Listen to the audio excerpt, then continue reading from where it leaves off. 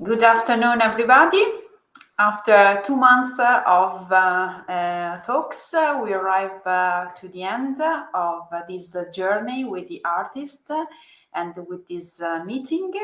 Today we have the pleasure to have a chairman, Ranti Tjam, who is a member also of our jury. And thank you, Ranti, for attending this final talk. You started in March and you are closing this journey. It will be a great pleasure to meet all of you in this 1 hour of images, poetics, and in this beautiful trip in the ceramic world with the work selected with the 62nd edition of the Faenza Prize. So Ranti, the microphone is yours, and thank you all for attending this meeting. Yes, Claudia, thank you very much for giving me the opportunity to talk and discuss with so many interesting artists about their work. And yes, this is the second time I'm doing this, and it's quite surprising to see that so many people are watching. Sometimes it's not at this moment because for some of us it is late at night, for some of us it's early in the morning. But we see that thousands of people are watching the films at Facebook or on one of the other social media. And it's great to have artists here today. And let's just start and let's talk, probably with Eliza first. Later on, we'll see Wei Bao. We'll speak with Kirsten Spuijbroek, Eileen Süssholz, Mariette van der Ven, and Tomoyo Yoshida. So I think it will be a great hour. And well, let's start with Eliza. Or is it Eliza? I'm not sure. Yeah, I say Eliza. Yeah. And Eliza. it's nice to see you again Absolutely. after a few years. So Really a few years. And I remember that you were at the European Ceramic Work Center. yes. And you did great stuff, which was quite new for us as well. Oh, thank you. Yeah, it was And 2012. So I think it was almost more than a decade ago now. So yeah, a lot of yeah. things have changed. Yeah. And you Great. Yeah. continued, and you took all new steps. And well, let's have Yes. a look in what you're going to show us. Great, thank you. Yeah, so I'm going to get started. I just want to say a huge thank you to MIC Faenza and also Ranti for including me in this talk and also this exhibition. So my name is Eliza Au, and I'm a ceramic artist who worked with digital fabrication techniques, which are eventually translated into clay. Next slide, please. So I work with modules that are stacked together to create a larger sculpture. So they're created in smaller elements, obviously, and then put together to create kind of a bigger piece. So my forms are influenced by ornamentation in sacred spaces, such as cathedrals, mosques, and also temples. Next slide. So I included some of my process shots here about how I make my work. So these lattice slabs are actually made in something called an air compression mold. So actually, I learned this from Peter when he was still the tech at the EKWC. And I learned it, and then I left it for a couple of years, actually, and then I came back to it. So actually, this particular technique has evolved for at least like the last sort of 7 years. So that residency was actually a pretty critical point of me developing my work. So inside of a lot of my forms, I create this structure, which actually holds the outside up. So it looks very delicate, but it has some sort of reinforcement inside.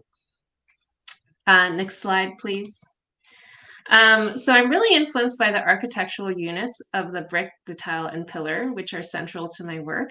So a big part of my work is actually taking like 2-dimensional pattern and making it into a 3-dimensional object. So in more recent work, I've been making things that are quite volumetric rather than just flat tiles that I did before, which were slotted together. Elisa, I just want to interrupt because you make this with computer techniques, right? Yes. So I use a program called Rhino. which is used fairly, globally, I think. Yeah. And so I've been using that program probably since 2005, after undergrad. And that's really taken quite an evolution over time. But really, since the pandemic, I've been doing like 3D printing plastic, and then also casting from that. So that's actually the main method that I've continued on. So there has been a very long kind of evolution of using digital techniques in my So work. also for these works, you print 3D in plastic, and then you use them for the molds. Yes. Okay. Yes, that's correct. Yeah. So I don't use like printed clay, not the extruded kind of clay, just because that aesthetic is not what I want. So yeah, that is the main process that I've been using. But I have used other types of techniques before, like using the CNC and things like that. But just in terms of efficiency and ease of production, yeah, plastic printing is the way to go. Okay. So yeah. Next slide. So this is a work that, probably is the last 2 years kind of completed, and it's a larger installation piece that you can actually walk into. So obviously I usually make quite small objects, but this one, I wanted to make a really immersive installation. So you can kind of walk around it and then walk into it, and actually experience it kind of on like a more life, an actual kind of architectural scale. So my work is actually, alluding to architecture in a lot of ways, but obviously, like they're not like models of buildings and things like that. It's a very abstract representation. Is this the work you're going to show in Faenza? No, it's the next slide. Okay. So yes, there you go. Next Right. slide. Okay, so this is the piece that is going to be shown, and it's titled "A Solitude." So it's actually six pieces. There's a top and bottom, and there's 4 pillars. So it all just like stacks and sits together. So I was really influenced by kind of sort of this Japanese way of woodworking, how they have connect through joints and not through nails and screws. So I was really interested in that in connection with the idea of kind of architecture. But this sort of square is also a very universal shape as well. And it's almost very kind of brutalist. But I was really interested in kind of how these shadows kind of pass through these types of forms. What is the size? This is about 19 inches square. I'm not quite sure how much that is in centimeters.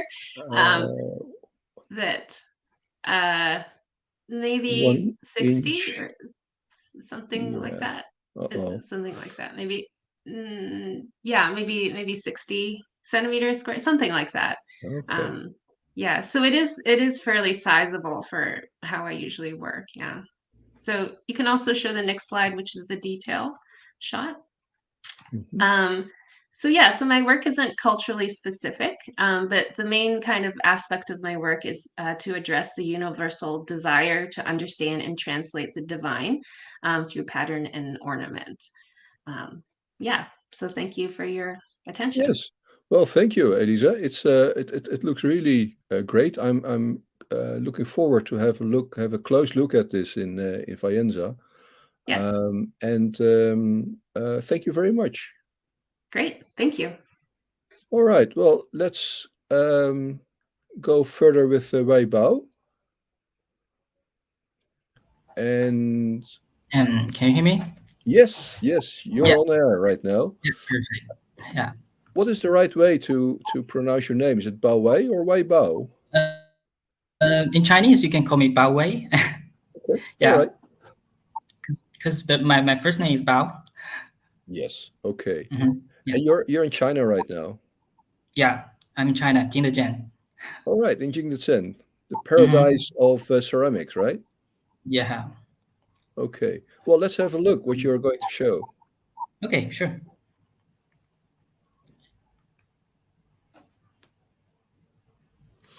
Yes. Yeah. Can we start? Okay. So, yes. I'm from Jingdezhen and China. Yeah, and now I wanna. Before this, I wanna have a brief introduction for me for you to know my works well. Um, Now I'm a student. I'm a doctoral student of Jindajan Ceramic University, and I have been making ceramic for 10 years. And most of my works are not glazed, but because I really like the texture of the clay itself. This feeling, how to say, I think it's like a deep innate connection between human beings and the earth, I guess. Well, this is my works selected in Faenza this time. This work is formed by throwing layer by layer and then by Mm-hmm. deforming or cutting to make some changes on the shape. And it's not glazed, of course. And the motivation for me to make this work is that I was attracted by a kind of special architecture of ethnic minority during an investigation in southern China. And next slide, please. Yeah, this architecture exists in the forest and blending with the environment. And if you look at them from above, they look like huge earth art works. The bottom left image is the view from inside the building, and which is interlocking and high and low. It's beautiful, I think, and its Yeah. shape is like fortress. So it can protect the Asian residents from enemies and wild animals, and it's also very convenient for people to communicate with relatives inside.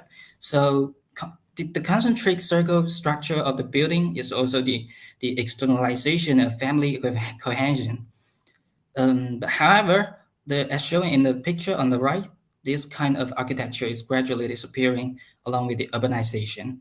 So I think a kind of architecture is the epitome of a culture, and this kind of architecture is the result of Asian minorities to make use of all kind of natural materials to survive through their wisdom. So it shows how human beings think about the relationship between themselves and materials and environment. Yeah. And as a Asian Chinese philosopher said, the unity of man and nature. So this concept attempts to achieve a harmonious balance. I want to try to bring this concept to my works because I think the process of ceramics creation is also a process of considering the relationship between artist and materials. Therefore, next slide, please. Yeah. Therefore, when making this work, I kept the Mm-hmm. concentric circle structure and abstracted the architecture into the relationship of points, lines, and planes. And I use wood, coarse clay, which is represent two main building materials to construct my works. And I want to show a harmonious combination of regular shapes and organic shapes. So, in the creation of this work, I have been looking for a kind of balance, not only for visual balance, but also a balance of material properties. And the most important is the stage of unity between humanity and nature. Mm-hmm. Mm-hmm. And next, please. Yeah, so I made a series of these pieces, both earthenware and porcelain. Yeah, next. Well, this is another set of my works, which is also related to architecture. Yes, I really liked architecture culture. Okay, well, this form is one of the components of Chinese traditional wooden architecture, which is for supporting the roof, like this way. And this Mm-hmm. font is kind of large compared with the last one, and it's about 4.5 meters long. So in this work, I make the erosion process of the components by carving on clays, and actually the wooden components is just a signifier. I think it is my reflection on Chinese traditional culture in the contemporary context. So the shift from entity to non-entity states embodies the passage Mm-hmm. of time. So what becomes the non-entity has lost or remains as another invisible form is what I'm thinking about when making this work. So next, please. Yeah, this is the structure of the Mm. work, which is composed of about 40 parts, and they are detachable. Next, next, please. Uh-huh. Yeah. All of these work components. No, the last one. Should we go back a little bit? No, go back. Yeah. And all of these components are hollow. I carve it for hundreds of thousands of times by my hand to show the different degree of decay. And the next one. Yeah, this next one. The next picture. Yeah, this is another set of my work in this series. Okay, finally, I got a very short video to show you how I install my works, and it's a 10-second accelerated video. I don't know if it can be played. Let's have a try. No? At the same Yeah, time, we can try. you explained your work. You explained your work very clear. The last is okay. Okay, well, that's it. Maybe. Yeah, Stefania, I don't listening. think that we can play the last one. No. Okay. Okay. Well, we're still going to try. I don't think it works. Well, it was a very nice, very interesting what you showed us, and it's also very nice to see your inspiration and also the way that you work. I've seen your work a couple of times, and it's always intriguing how you build up your work and also the different meanings that you can find in working with these materials. So thank you very much, and hope to see you again. Thank you. And then we go further with Kirsten Spuijbroek, who is from the Netherlands, a country I know quite well. Kirsten. Hi, Ranti. Nice to see you again. Yes, by coincidence, we have 2 Dutch participants today. And also by coincidence, I met Kirsten, I think last month, with a great show in Rotterdam. So if someone is in the neighborhood, I think it's off already. It's not there anymore. Is it still on? No, it is. Yeah, it's going on until the 1st of July. Okay, all right. So please, everyone is welcome to have a look. Yes, they are, certainly. Kirsten, what are you going to show in Faenza? Well, it's not this work. I thought I'll give you a short introduction of my work before showing the piece that is, as we speak, on its way to Faenza. And thank you very much for this opportunity. And I'm really looking forward to seeing the show and seeing my work amidst all these other great artists. A little bit about my work. With my work, I aim to appoint emotions that are widely neglected due to their unpleasant grievousness. I address an inner world that is left unattended and often stays unspoken of.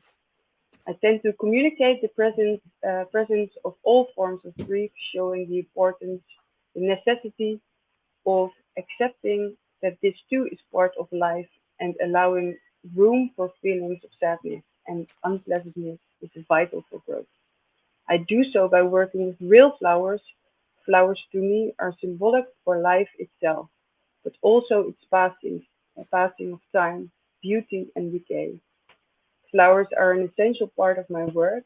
I dip the flowers in porcelain, building up layers and eventually making a composition with these flowers.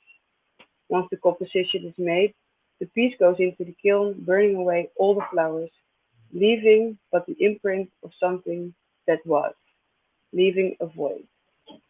So this first slide you see is of a close-up of one of the first sculptures I've made. After solely making contemporary jewelry for quite some time, I finally gave in to the urge of making sculptures with the technique of working with flowers and porcelain. And this piece, you can see the imprint of the flowers. Next slide. And so this is the whole piece. it is a piece that I'm really fond of, also because it's one of my first sculptures, and I actually made it at the EKWC in, what was it, 2016 or 17? And this piece is about 55 centimeters long, 30 centimeters high, and is purely built with flowers that I dipped in porcelain, colored porcelain. Next slide. So first you dipped them. Oh, yeah. So first you dipped them, and after that you fired it. Or no, sorry, you first dipped them, then you made the composition, and then you fired them. Yeah. Okay. Yeah. So what happens? So I dip all these flowers, and then I have my components, and then with the components I build the composition, and then with the slide before, or almost all of my works, I fired twice. So after the first firing, it comes out of the kiln, and then I can work it open, showing the imprint of the flower. So all the cavities you see are the places that the flowers were. So and the imprint it's sort of the flower, yeah, how come it looks a little bit blue? Oh, well, that's because I use, yeah, maybe we should go back to the previous slide. That's because I use different kinds of colors of porcelain. In this case, it's porcelain. Almost all my work is porcelain, except for the piece that I sent in for the Faenza prize. What I did with this piece is I have different layering. So I build up layers on the flowers, and then the first few layers I colored. I used blue porcelain, okay, and then ending with black porcelain. And it's high fired, so that's why it has this really nice satiny look on it. And I did not use any other materials except for then, of course, the pigments and the porcelain. So next slide, please. So I really wanted to show a piece of jewelry as well. This is one of the, I still sometimes do make jewelry pieces, but not as often anymore. And for this piece, I was asked to, along with 29 other Rotterdam-based artists, to create an artwork with thrown away flowers. I made this in 2020. That was during our first lockdown, when all the export and import of flowers was stopped, and many flower growers had to destroy the flowers. And I was asked to create an artwork with those flowers, and I decided to create a medal as a prize for human incompetence. So I think there are many people who are can sign in for it. Okay. Well, maybe, but I made a series of 3 out of these, and these are made with porcelain, the flowers dipped in porcelain, as you can see, and then composed them and then in a metal kind of form, and then sanded it down. And I used my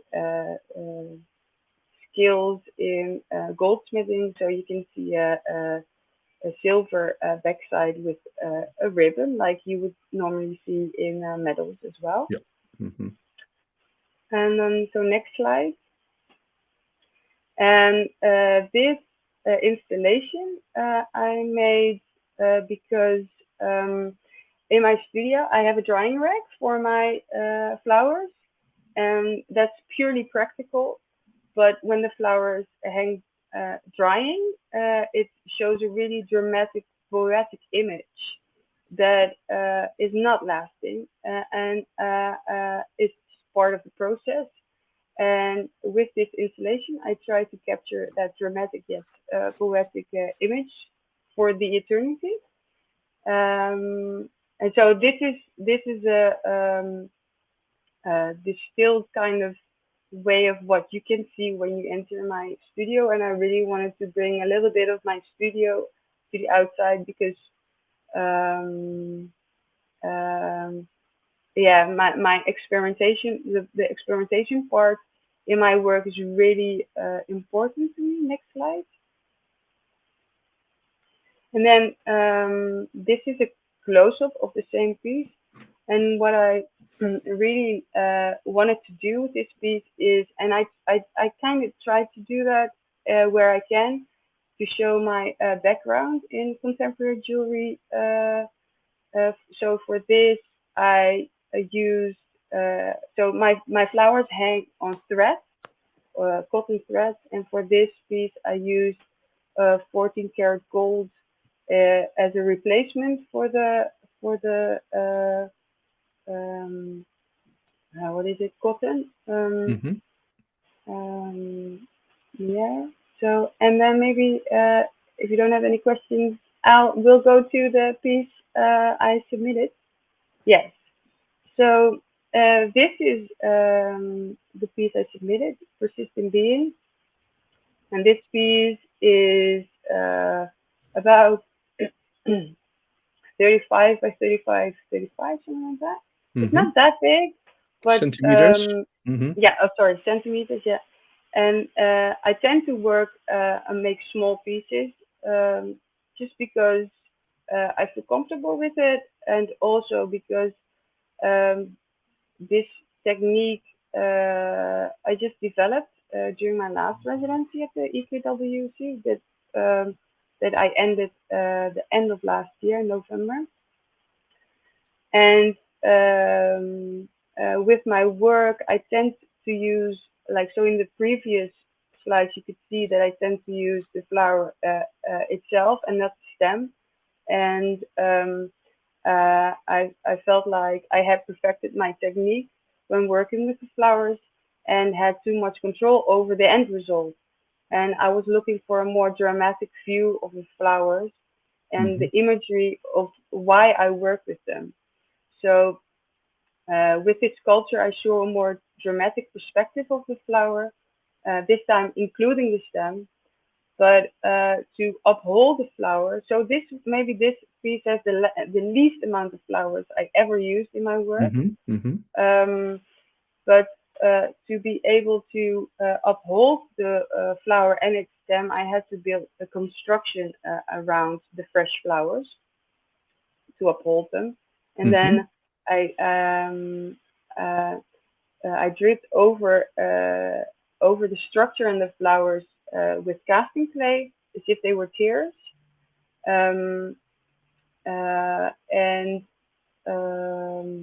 So the lines you see, the horizontal and the vertical, vertical. Yeah, vertical. Sorry, lines are made of slip casted rods or beams. Yeah. So it's all. So the construction is slip casted, and then I had to build scaffolding to build the construction, and then I placed the flowers in it, and then poured over the casting clay. So this sculpture is not made of porcelain. It took some efforts to get it to stand upright. Okay. Yep. And and then yeah, I think all the ceramic artists will recognize that, how to keep it right. Well, thank you very much for this. I just have one last question. The flowers, where did you pick them?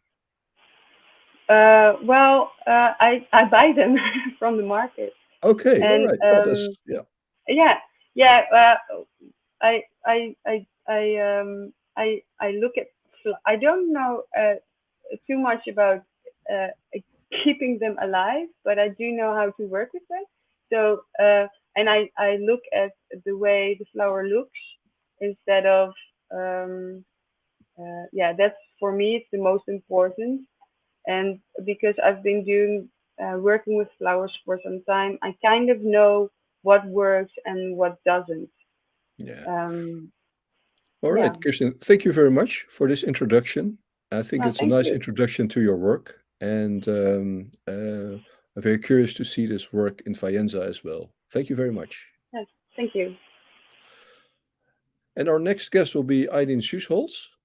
If I'm right, yes, that's right. And hi. Is it right that you're from South Africa?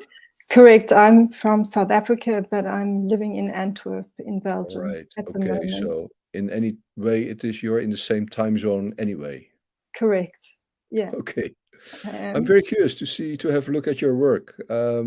Shall we start with the first image? Yeah, I'll give you a little introduction. So Please. about 6 years ago, I started making ceramic sculptures based on the vanitas genre of art that originated in the 16th century. This being still life paintings in which the objects have symbolic significance that refer to the brevity of life and how we should conduct ourselves within it. The work submitted for the Faenza Prize is part of an ongoing series that originated with this theme. Initially, I was attracted to the theatricality of the paintings with the visual drama of the composition and the beautiful chiaroscuro style, more than the content per se. But as I started to look around me, I soon became aware of the aptness of the subject in our consumer-driven society. I was also delighted by the inherent paradox within the genre of its ascetic moral message that is contradicted by the incredibly sensual and indulgent painting. In working with this theme, I'm also clearly acknowledging that I'm making art today. Well, that in making art today, I'm unavoidably engaging with a very old tradition that my work makes part of, no matter how small. So it's part of an ongoing historic conversation for me.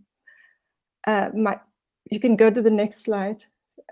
My process involves making molds of objects that catch my eye, and my selection is intuitive, or you could perhaps call it random. I like the idea of randomness, and I compare it to the concept of free association in psychoanalysis, whereby links between objects and ideas may occur as the work takes shape. Over the past years, I've built up what I refer to as a vocabulary of forms from which different combinations or constructions are made. One thing I've noticed is that as I continue with this work, my focus is shifting. I had a strange realization recently that some of the objects that I'm using have become obsolete. And when I was thinking of the excesses of consumption and materialism when I began, I've started to think about how our experience of the material world and how we embody it is changing as many tools and other objects are disappearing from the material landscape as they start to become digitalized. A few years ago, I read somewhere that Jung said that we used to believe in the gods, but we now believe in vitamins. I understand that Jung was saying that our symbols have become impoverished, but I was taken by the sentence as it seems to capture something deeply true about the fact that even though we have progressed in many ways, our concerns are the same old concerns as our ancestors, things like survival, health, status, and prosperity. It really struck me during COVID, that the quote from Jung.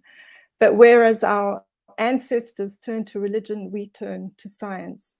And leading on from this, my focus has increasingly engaged with the symbolism of the stuff that surrounds us.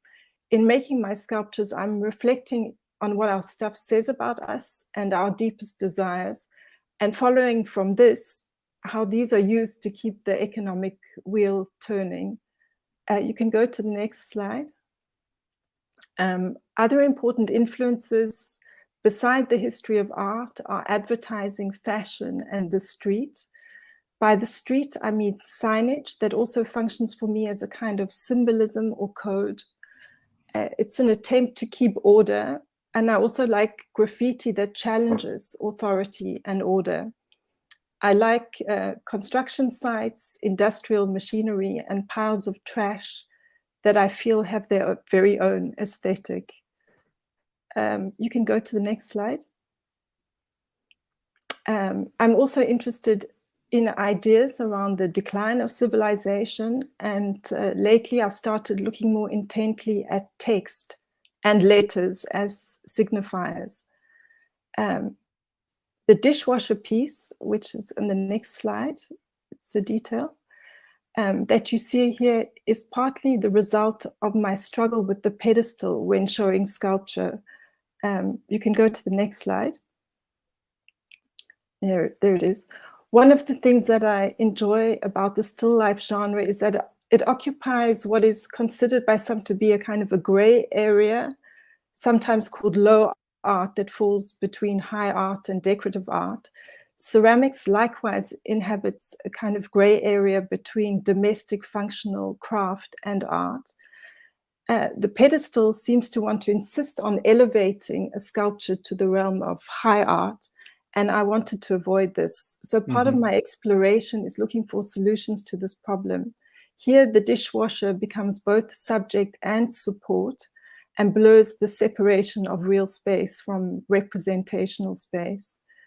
Formally, I'm looking at surface character and what happens to light. I've used mirror in a number of works as I like its juxtaposition with the glossiness of the glaze. It's somehow the same and yet different and remains mysterious to me. Here, I also like that the work reflects its surroundings and will be different in different contexts. For me, the mirror calls to mind shopfront windows and the ever-present mirrors in shopping malls. I was also interested in the contrast between the minimalist clean lines of the mirrored cube, which is how the work appears when closed, as opposed to the Baroque profusion of objects in the interior when the door is opened. So I'm kind of contrasting two different styles or artistic expressions. The kind of tongue-in-cheek title of the work is I Don't Do Dishes. It was actually a kind of private joke with myself while I was making the piece, and in the end, I just decided to keep it. It obviously refers to my occupation as an artist that employs a medium traditionally used to make crockery. Beyond this, it also gives away a particularly autobiographical aspect of the work, as it exposes my dread of domesticity and the traditional role of a woman or wife in the kitchen, when I would far rather use the time in the studio. So there's something of a feminist statement in there too. And that's it. Ah, okay. All right.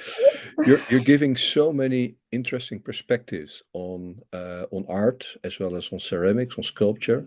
And there are many things I'd like to talk with you about. At the same time, we only have a couple of minutes. Right. The mirror. So this also means that you set up this dishwasher?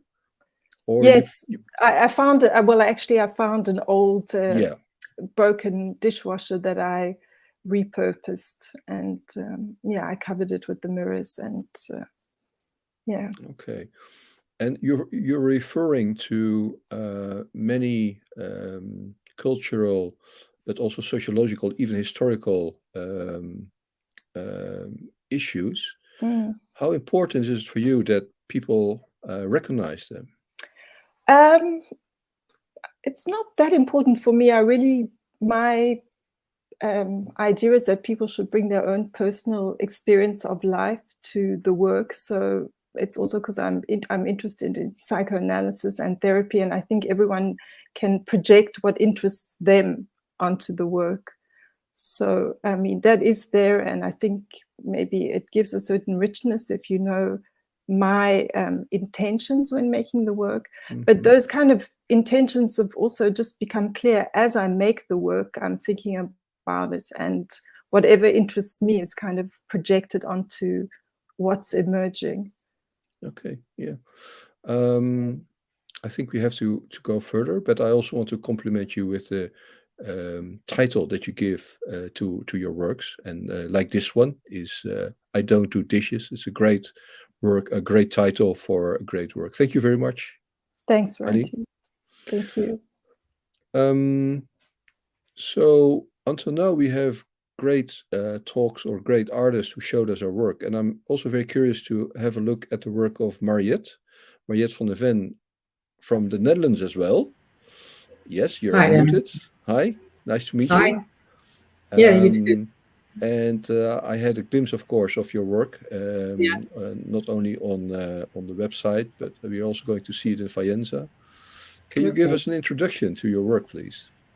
Yes, I will. But first of all, I want to thank the jury of the Faenza Prize for selecting me. I'm very honored and happy to be amongst 70 other ceramic artists.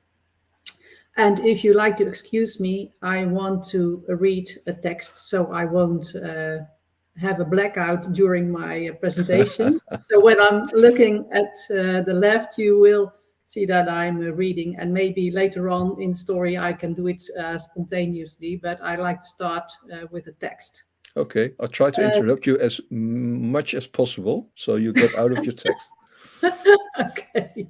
Please, yeah, go ahead. This is the first work and the work I submitted to with the Faenza Prize. The title of this work is "How Dare You?" And most of the people know that's the famous sentence of Greta Thunberg that she spoke to politicians at the UN climate summit in 2019. These words became famous as well as Greta did. It wasn't immediately after this act of courage that my idea of this installation was born, but a few years later. Like most of my best works, ideas pop up in an unconscious moment, and it happened also with this installation. This installation shows two Swedish heroines merged into one image. The innocent story of Pippi Longstocking, Pippi Langkous in Dutch, and the bitter struggle of Greta Thunberg. Pippi, she was a heroine of many who grew up in the 70s, and she is a fearless, non-conformist girl who grows up in a society that offers optimism and freedom. Greta is of today and lives in a society that no longer seems to be as simple as it was then, and in which major social issues confuse us all. I'm deeply impressed by her determination to go to war as a climate activist. I've given her a platform in this work to support the struggle. Accompanied by her loyal animals, the monkey Mr. Nilsson and her horse Witje, she bravely steps forward as a champion for the climate in a world that is on fire. Actually, in my work, human being and vulnerability plays a big role. Initially, the vulnerability of people in which I showed that everything is not as malleable as is suggested nowadays. In recent years, the relationship between man and nature has increasingly come to the fore in my images, in my sculptures, especially the destructive consequences of this. I'm seriously concerned about nature and show that in my work. Through this sculpture, I draw attention to man's destructive influence on nature. Greta has taken a monkey by the hand and is taking care of him and to save him yet. Her faithful strong horse is decimated to a horse's head, as you see right under the smaller image. He is burnt and battered and screaming with misery. She pulled, as it were, on a dead horse without giving up. It's unlike what I normally make. This sculpture installation is a kind of movement. Normally I make works that are more silent. Mariette, in Dutch, this is also trekken aan een dood paard, right? Yes. That is something that you say. Horse, yeah. Sorry? Pulling a dead horse. Yeah. Yeah, I think that that illustrates her battle.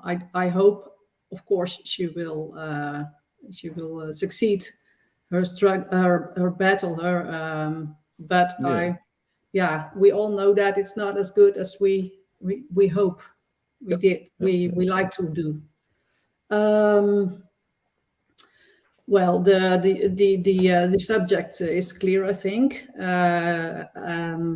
and about the glazes I thought very long, because well, I was actually educated as a sculptor and not as a ceramist, so all the things I've learned after after graduating the academy in Rotterdam, I've had to learn myself. And one thing I avoid for a long time was glazing. But in this case, I thought it was necessary part of the sculpture, of the installation. So I made a plan. I liked it to start with a black layer first on the floor, like a symbol of burning. The head horse, the dead horse, the head, and the lower part of the monkey and Greta's shoes are glazed in black, and with a cobblestone glaze that is cracked, so it symbolizes like it's melted, it's fired, it has been on fire. Then there is a layer with small drippings, and then you go to the green layer that symbolizes nature and life. And then by the last white part, I had to think really long, because I didn't want to make it too literally. So I decided to make it white. That's a little bit, abstract. And the last part, I did the eyes after firing with an acrylic paint. So because Greta has very typical eyes, I wanted to catch them very good. So I didn't risk to spoil it with glaze. So I used paint. Okay. If you don't have questions for me now on this, I can go to the next slide. Yes, please. Yeah. Yes. Yeah. Then this is a leap in time, because this is a show I did in 2006 in the Ceramic Museum at Prinseshof in Leeuwarden. I got the opportunity to make a show for the whole new hall. And in that time, there were a few disasters like tsunami, we all remember, I think. And that was really overwhelming. And there were so many deaths that you couldn't imagine what that meant. So one day on the news, I saw a story of an old man who told that he lost his whole family in one day. And that gave me the idea to make this installation, which is a part of a bigger show, but I only wanted to show this part because it would take too long to talk about it. And the portrait of the man you see, that's the old man. He's the only one who is still alive, and the rest of his family is there lying dead.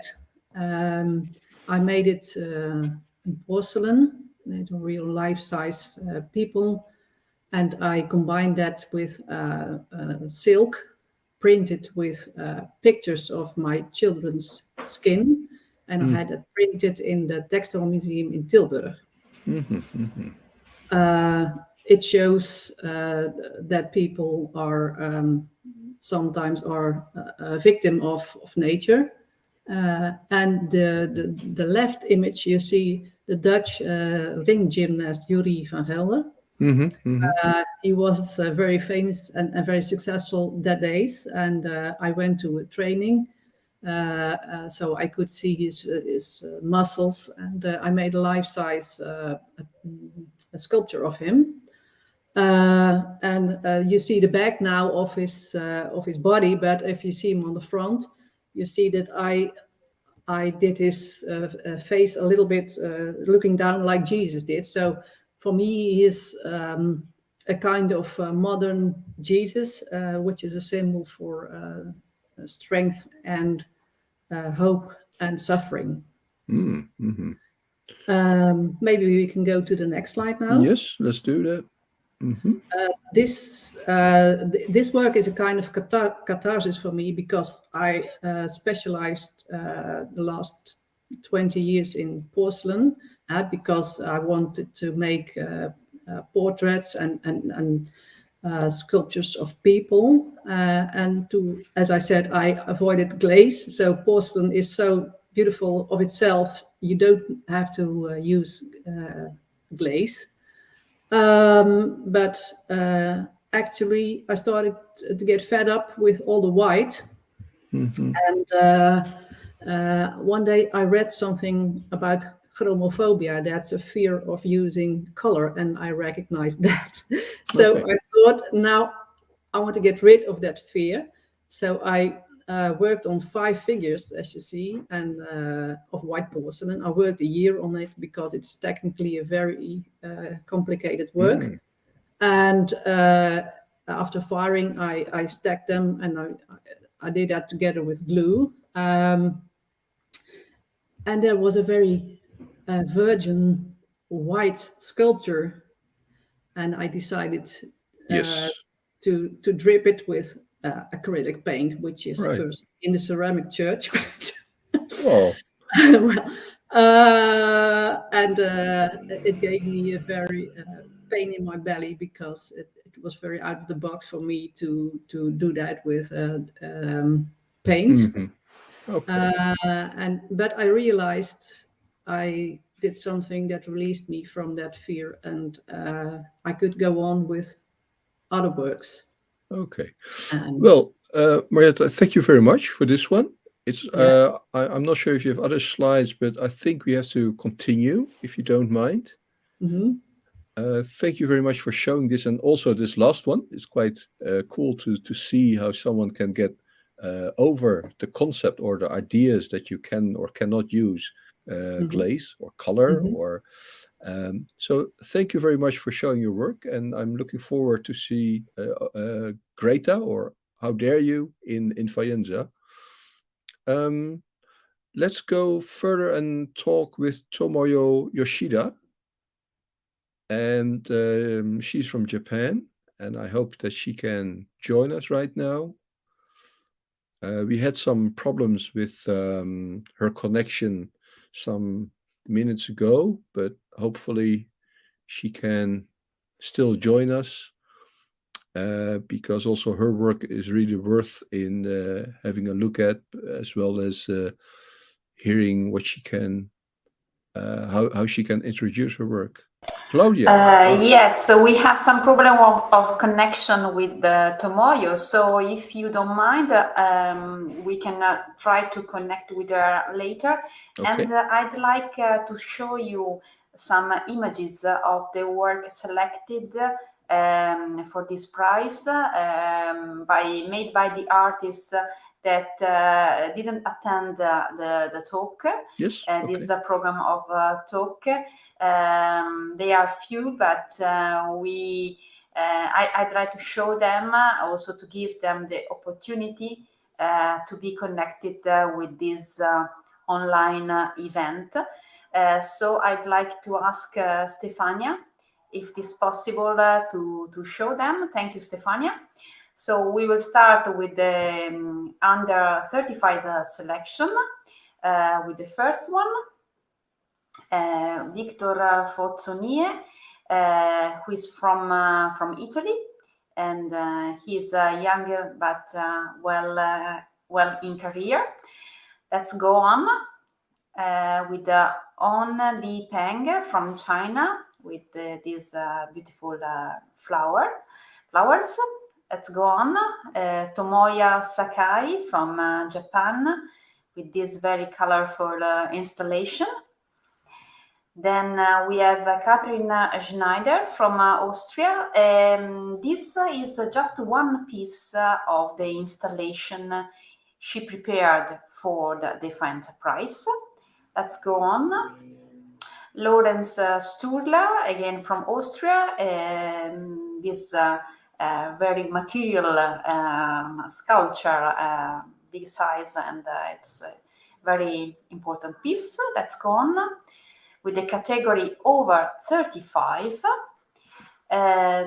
With the first one, Leonardo Bartolini from Italy. He presented this tree sculpture in this beautiful setting. Let's go on. Sara Cancellieri with this very precious installation of 1,000 of small pieces that we will be installed in the Faenza Prices exhibition. Let's go on. Nathalie Doyen from Belgium. We know her work, which was selected already in the previous edition, but she is presenting a new work. So this is the piece. Quite surprisingly, yeah, completely different than the work that we know from her. Yes. And then we have Kei Hoashi from Japan with this very contemporary installation of pieces that recall a famous trademark of shoes. Let's go on with Alexandra Marinova from Bulgaria. She is presenting an installation suspended. So it's a new work, and it's very interesting also for the lighting. Let's go on with Yuko Nemoto again from Japan, who is presenting a very realistic image sculpture. Let's go on with Maria Paul from Switzerland, from Swiss. She is presenting this work, linking the idea with the Egyptian blue. So it's a study, a research she made. So it's interesting to have a look at this installation. Let's go on with Paul Poloniato, who is presenting from Italy. He's the fourth time in the Faenza Prize. And in this case, he is presenting a tribute to his origin, the place where he's living, which is a place of traditional production of ceramic in the area of Bassano del Grappa 9. Okay, let's go on with Marco Samore from Italy. He is presenting this conceptual installation that is putting together different items and different concepts. Let's go on with Sunbim Lim from South Korea. We are very happy to have a representative from South Korea in this edition, and this is an important piece that recalls the traditional shapes and forms of ceramic, but in a very materiality way of expression. Let's go on with Mattia Vernocchi from Italy. He is a sculptor that he is working with different kind of clays in a very architectural way, and this is the piece he presented to the Faenza Prize. And the last is Lily Wong from Taiwan. Again, a reflection on nature, on exploitation, on environment. As we already understood in all of these talks, this matter is very, very important. And it is something that is involving the thoughts of the artist, because it is strictly linked with the reality we are living in. So the next one Yes, see you in Faenza. that are the points that I'd like to show you is the opening ceremony, June the 3rd, from 5 p.m. The exhibition will be open to the public from July the 1st to October 29th, but you can have all the information and follow us on micfaenza.org, and of course you can also have a look at all the talks that are online on our YouTube channel. So let's see if Tomoyo is still with us, or the connection is missing from Japan. No, it's a pity, but I'd like to show her images, if it is not a problem, Stefania, because this is the last opportunity, and I think it's a good way also to thank her for the presence. So this is, I think, these are images of the previous works. Go on. And here we can see what is the materiality of the surface that she's using in this porcelain, and this with this texture of the clay. And this is the work that is that will be presented in the Faenza Prize. So thank you, Stefania, for showing us the images, and let's have all together in a quick bye-bye from all your screen, and thanks a lot for sharing with us your journey, your artistic journey. It was an amazing talk today. It was a great pleasure to meet you and to meet all the thematic that you are submitting in your work. And it's we talk about architecture, and there was a link between some artists. We talk about the experience starting from tradition. We talk about environment, nature, and the great concerns about our reality. So if you want to comment anything, Ranti, the last word is yours. I think you gave a very nice overview of the works and also of the introductions. And I'm looking very much forward to have a look at the Faenza Prize. And hope to see you all very soon. And thank you very much for joining. Thank you, Claudia. Thank you all, and stay with us, and see you in Faenza.